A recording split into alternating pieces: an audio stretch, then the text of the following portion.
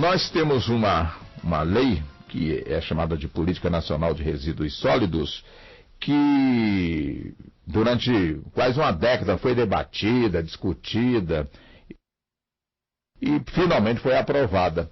E concedeu um prazo para que todos os municípios brasileiros, né, pudessem ter, portanto, o seu aterro sanitário. Ou seja, substituir os lixões por aterro sanitário. E a coisa andou. O fato é que mais da metade dos municípios brasileiros, são mais de 5 mil, mais da metade não conseguiu, portanto, cumprir com essa obrigação. E com isso, poucos os que fizeram, e muitos aguardam até mesmo a prorrogação dessa data, porque quem não fizer pode sofrer aí algum tipo de sanção, né? A prefeitura que não fizer. Pois bem, este é o ponto. O outro ponto, teremos no dia 2 de agosto, portanto depois de amanhã não, nós vamos ter na próxima semana, na semana de setembro, na primeira quinzena de setembro, nós teremos em São Paulo um evento chamado de RWM, uma gestão de resíduos sólidos, onde inclusive serão apresentados aí, quem sabe, até mesmo soluções para essa questão da Política Nacional de Resíduos Sólidos. E é nesse sentido que nós vamos conversar com o responsável por esta feira, o Jesus Gomes, que está conosco agora ao telefone. Seu Jesus, bom dia, obrigado ao senhor pela atenção com a Rádio Nacional, tá bem? Bom dia, Walter. É um prazer falar com você e com os ouvintes da Rádio Nacional. Pois bem. Bom, já é público e notório, não é de hoje que os municípios reclamam a falta de condições e até mesmo de recursos para colocarem em prática o que preconiza, o que determina a Política Nacional de Resíduos Sólidos. Então, com isso, vamos continuar aí tendo lixões, quando na realidade, a partir de amanhã, não era para existir nenhum. Mas, infelizmente, a lei não vai ser cumprida. Neste evento, quais as soluções para essa questão de resíduos sólidos e também equipamentos, tecnologias? O que esse evento poderá colocar à disposição e que, de alguma forma, pode ser também uma solução para essa questão, né, das substituições dos lixões por aterros sanitários, senhor Jesus? Walter, complementando o que você acabou de colocar, o que a gente vê, infelizmente, ainda e é a triste realidade, ainda são cerca de 3 mil municípios no Brasil, ou seja, nós temos aí pouco mais de 5.500, cerca de 3 mil municípios no Brasil ainda dão o destino inadequado aos seus resíduos sólidos, né? Inclusive utilizando-se de lixões a céu aberto. Esses lixões, muitas vezes, com restos de material cirúrgicos, inclusive, né? O que a lei determina, a partir de sábado, a partir do dia 2, é que esses lixões deveriam ter sido erradicados. E o resíduo sólido ter um destino correto. Ter não só um destino correto, mas os municípios deveriam ter incentivado a não geração, a redução, a reutilização, a reciclagem, a coleta seletiva, enfim, uma disposição final adequada. Infelizmente isso não vai acontecer, né? A lei existe, a lei vai ser colocada em prática e os gestores municipais eles vão sofrer as sanções previstas em lei.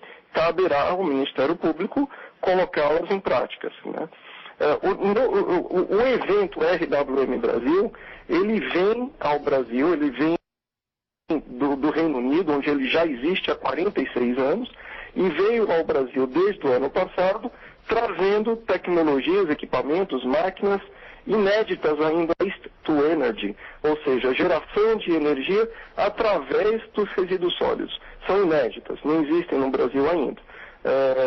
E acreditamos que esse evento vai ajudar os gestores municipais a identificarem o que será melhor aplicado para os seus municípios. Tem equipamento para todos os bolsos e todos os gostos, né? Desde pequenos veículos de coleta até grandes plantas de tratamento como recentemente foi implementada aqui em São Paulo, na capital, uma estação de tratamento de coleta seletiva. Entendi. Agora, quer dizer, a nossa realidade aqui na questão do lixo, né? Ou seja, o pessoal nas residências, o pessoal ensaca o seu lixo em saco plástico, normalmente aproveita bem aí sacos de supermercado, faz ali aquele, o condensamento, muitos colocam os saquinhos em grandes sacos, colocam ali para o caminhão passar e pegar, o caminhão tem um horário certo de passar e pegar, às vezes até falha, quer dizer, o pessoal do caminhão são normalmente 2 garis e um motorista, que saem correndo atrás, aí o caminhão andando, eles correndo atrás, ensacando, colocando ali, e depois de fazer toda a sua rota, o caminhão segue, portanto, no nosso caso aqui de Brasília, até o nosso lixão, onde é feito, portanto, aí o despejamento, ou seja, descarrega, portanto, aí o caminhão. Quer dizer, essa prática aqui no Brasil, que é a nossa realidade, é a mesma realidade de um país de primeiro mundo, como o Reino Unido, que o senhor nos traz aí, ou lá está muito mais avançado que nós aqui ainda, de estar os garis correndo atrás do caminhão, diretor? De forma alguma, Walter, a Europa, não só o Reino Unido, mas a Europa, enfrentou essa questão, esse problema, há décadas atrás. O Reino Unido, que você colocou, eu havia citado, todos nós sabemos que é um país completamente diferente do Brasil no que diz respeito a território. Reino Unido, Suécia, Itália, França, Dinamarca, todos esses países, eles não têm onde enterrar o seu lixo, como fazemos no Brasil, né? Aqui nós utilizamos o aterro sanitário como principal destino do nosso lixo, do nosso resíduo. É completamente diferente lá. Lá não existe espaço. Então, houve a necessidade do tratamento desse resíduo, o reaproveitamento, o retorno dele à cadeia produtiva. Né? Isso há décadas atrás. O Brasil está enfrentando uma coisa que a Europa enfrentou há muito tempo. Por isso que a Europa é detentora, na sua grande maioria, da tecnologia do reaproveitamento, da reutilização, da reciclagem.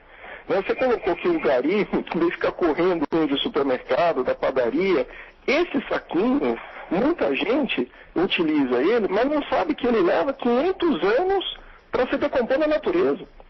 Muita gente não sabe que uma latinha de alumínio, daquela cerveja, daquele refrigerante, que joga na rua, que vai para o córrego, que vai para o rio, que entope o bueiro, leva 100 anos.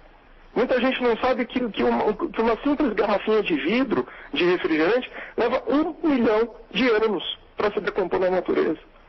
Então, a partir do momento que as pessoas se conscientizarem que não é só o bueiro que vai ficar entupido, que aquilo vai alagar, que vai ser prejudicial para a sua própria comunidade, muito além disso, aquilo vai prejudicar o seu lençol freático, vai contaminar o solo, vai poluir o ambiente, poluir o ar, ela pode reaproveitar, ela pode fazer aquilo uma fonte de renda, ela pode reaproveitar, voltar aquilo para a sua cadeia de reutilização e ter um outro destino completamente diferente. Né?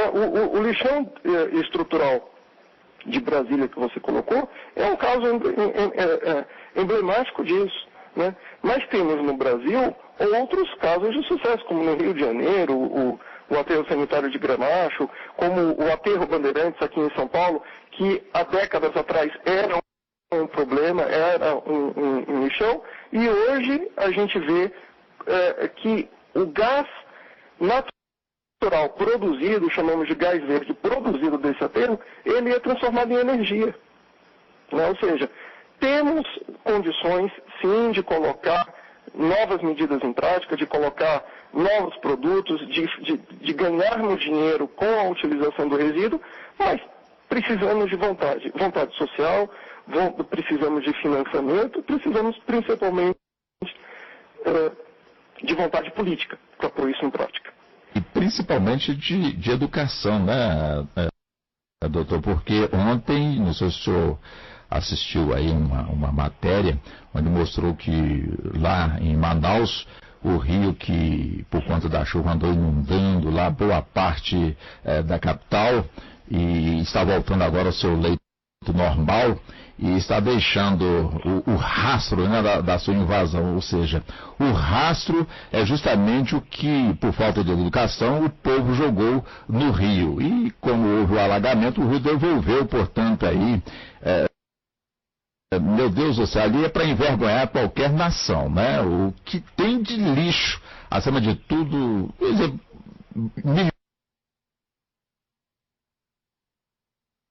milhares de itens de lixo, principalmente garrafa PET e outras coisas mais, são toneladas e toneladas que o pessoal está removendo por conta do rio estar voltando ao seu leito normal. Então, rua, praça, quintal de residência, está toda aquela lixaiada que o jogo encheu e com isso, então, devolveu, portanto, todo esse lixo. Eu creio que um dos processos que o pessoal começa, mas nunca avança, é a questão da nossa educação, né, professor Jesus?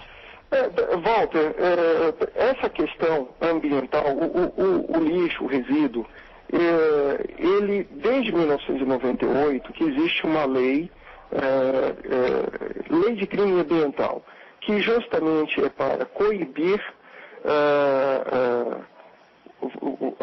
a sociedade, o município, o gestor público, dessa cena que você está me colocando agora, que acontece em todo o Brasil. Não é apenas em Manaus, não é privilégio do norte do Brasil, é em todo o Brasil. Essa semana também na cidade de Salto, que fica a 100 quilômetros da capital paulista, por onde passa o rio Tietê, um importantíssimo rio brasileiro, vimos que com a seca desse rio, com a falta de água no estado de São Paulo, o leito do rio abaixou e aí foi possível identificar toneladas de lixo. Garrafas PET, como você falou, mas lata, sofá, roupas, encontraram muita coisa. O que gera isso? Primeiro, evidentemente, a contaminação do leito do rio, a contaminação do solo, a contaminação do ar, mas também geram uma despesa a mais para o município. Milhões de reais que o município precisou gastar para limpar o rio. Então, em vez de gastar aquilo, por que não se previne? Por que não se gasta esse dinheiro com educação socioambiental?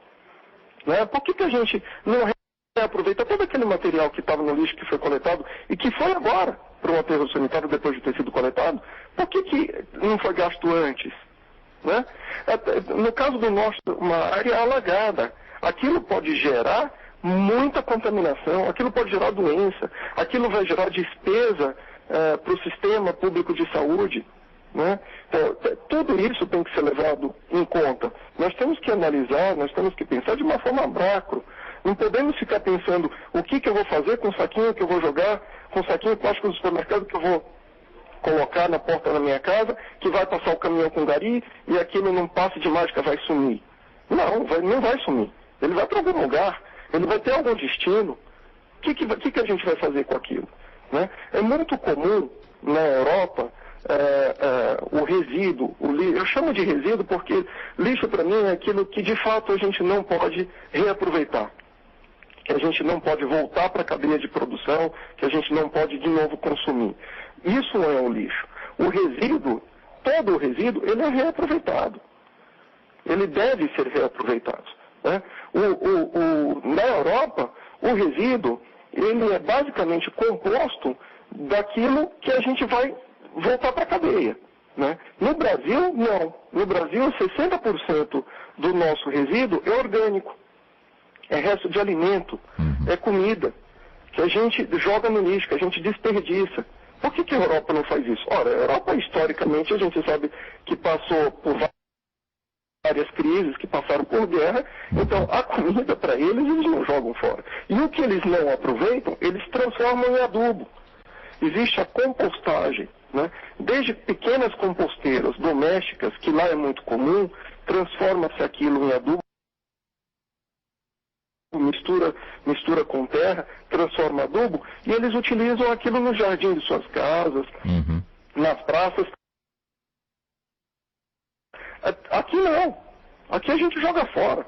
É um lixo extremamente rico que a gente deveria reaproveitar. Ou Vocês estão jogando dinheiro fora, né? Exatamente, exatamente. Aqui, isso é dinheiro, isso é recurso, né? O Brasil chega a reciclar quase 100% da população no Brasil.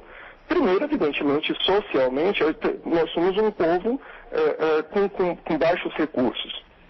Então, muito da nossa população encontra na reciclagem uma sobrevivência. Né? Então, é muito comum a gente encontrar pelas cidades as pessoas revirando o lixo para pegar latas, amassam ela com pedra, pisam nela, para que elas tenham menor volume e vão para uma cooperativa e comercializam aquilo. Né? É mais difícil a gente encontrar isso com garrafas PET porque tem um volume maior. É mais difícil a gente encontrar isso com vidro porque tem um peso maior. Agora, o alumínio, ele é mais fácil, por isso que quase 100% da produção ela é reciclada. Entendi. Entendeu? Bom, doutor Jesus ou Jesus, doutor? Jesus, então tá. Doutor Jesus, vamos fazer o seguinte, o evento vai ser nos dias 9 e 10 de setembro em São Paulo. Exatamente. Eu convido o senhor, quando estiver mais próximo aí, uns 15 dias antes, para o senhor voltar a participar conosco, porque realmente o assunto é importantíssimo. A gente quer avançar mais com o senhor, acima de tudo na questão da tecnologia, né? Fazer uma comparação mesmo aí com os demais países que já estão bem avançados no que nós ainda estamos discutindo o que fazer. Lá já existe há séculos, né, uma definição. Se eu voltar para a gente conversar mais sobre o tema, tá bom, doutor Jesus? Será um prazer, Walter. Na feira, na RWM, vão ser 17 países expondo, mais de 90 empresas. Olha só que beleza. É evidente que o Brasil está lá. Outros 16 países, a grande maioria da Europa, são os detentores dessa tecnologia que eu lhe coloquei, que estão trazendo ao Brasil as oportunidades para os gestores públicos. Então é extremamente importante, é um momento, é um assunto importante que precisamos aproveitá-lo. Com certeza, para gestores, o público em geral, tem que realmente conhecer essa tecnologia. Doutor Jesus, então tá bom, um abração para o senhor, valeu, muito obrigado pela atenção, tá bem? Muito obrigado pela oportunidade, um grande abraço a você e seus ouvintes. Muito obrigado ao senhor. Nós conversamos com o senhor Jesus Gomes, responsável pela feira RWM Brasil 2014, que acontece essa feira nos dias 9 e 10 de setembro próximo em São Paulo. É isso aí, vamos para o intervalo, voltamos em... Estamos apresentando Revista Brasil, o jornalismo que faz diferença, com